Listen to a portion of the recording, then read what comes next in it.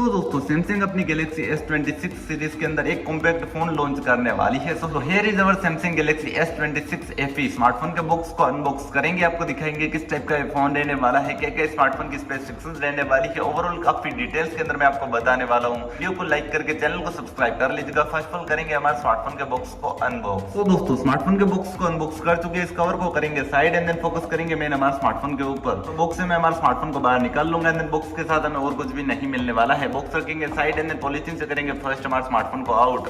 सो smartphone अपने हाथ में आ चुका है, पावर बटन को करेंगे प्रेस, स्मार्टफोन करेंगे यहाँ पे फर्स्ट बूट।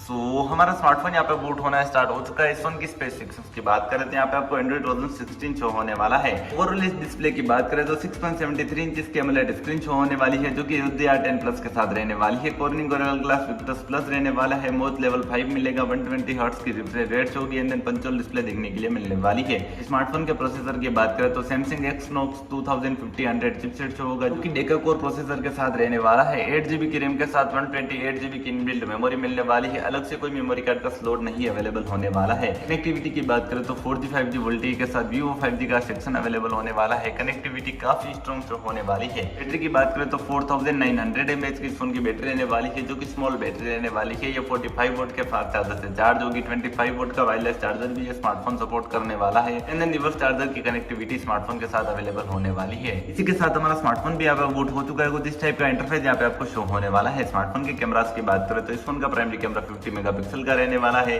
साथ ही इसी के साथ 50 मेगापिक्सल प्लस 8 मेगापिक्सल के 2 कैमरास और होंगे, मतलब कि triple layer camera setup with OS देखने के लिए मिलने वाला है। 8K के साथ 60 fps में FHD वीडियो रिकॉर्डिंग कर पाएंगे। 16 मेगापिक्सल की फ्रंट सेल्फी कैमरा रहने वाली है। कैमरा क्वालिटी काफी अमेजिंग सी शो होने वाली है। अगर वीडियो पसंद आया हो तो वीडियो को लाइक करके चैनल को सब्सक्राइब कर लीजिएगा। मिलेंगे नेक्स्ट वीडियो के अंदर। धन्यवाद दोस्तों।